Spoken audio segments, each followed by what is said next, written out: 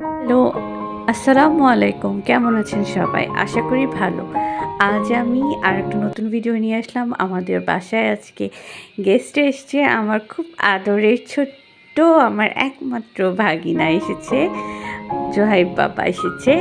ওর বাবা-মা, ওর দাদি ওদের সাথে। তা আমি ওদের জন্য রান্না করছি। আমার ছোট বেবিটার জ্বর। আম্মু ঘরে ও টেক কেয়ার করছে।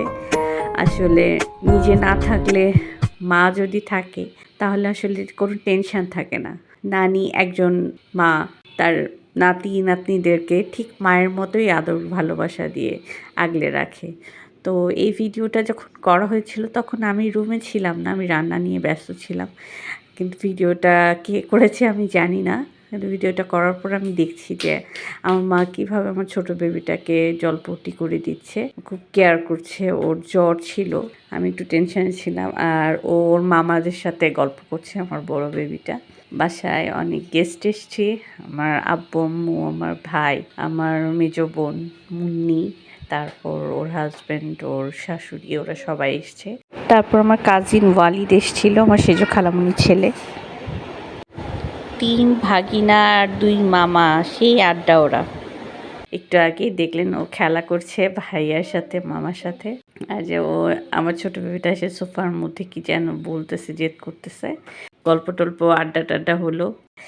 আর আমার সবচেয়ে প্রিয় আদরের ছোট্ট বাবাটাও এসছে, জোহাইব। আম্মু ম্যাক্সিমামটা করেছে, বাবু অসুস্থ ছিল।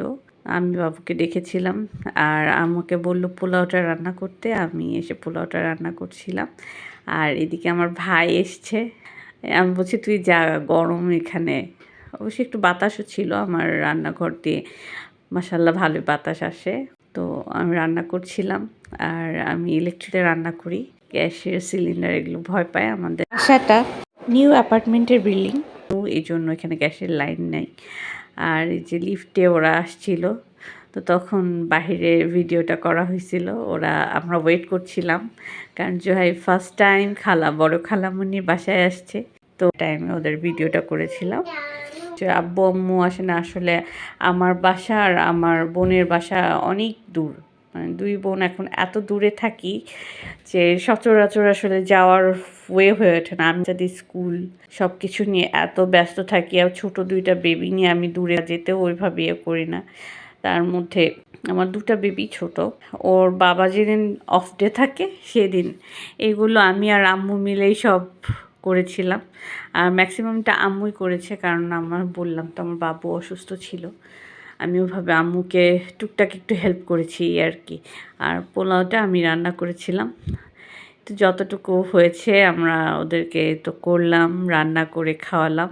আর মানে একদিন আমার ভাগিনাটা এসে আমার এত মায়া ধরায় দিছে যে আমি ওকে ছাড়তে চাচ্ছিলাম না।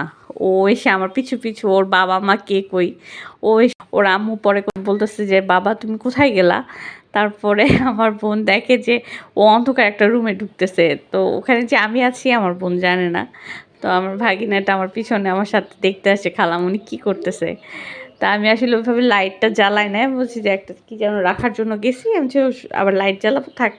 আমি ওটা রেখে আবার বের হয়ে আসতেছিলাম, পিছনে তাকায় দেখি আমার ভাগিনাটা আমার সাথে।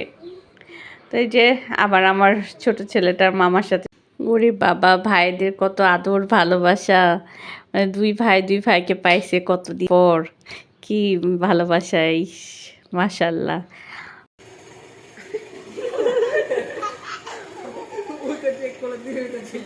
আমার ভিডিও যদি ভালো লেগে থাকে লাইক কমেন্ট শেয়ার করবেন, এবং আমার ইউটিউব চ্যানেলটিকে সাবস্ক্রাইব করে দিবেন, এবং আমার পেজে ফলো দিয়ে পাশে থাকবেন। নেক্সট টাইম আরও নতুন নতুন ভিডিও নিয়ে আবার হাজির হব। আল্লাহ হাফেজ।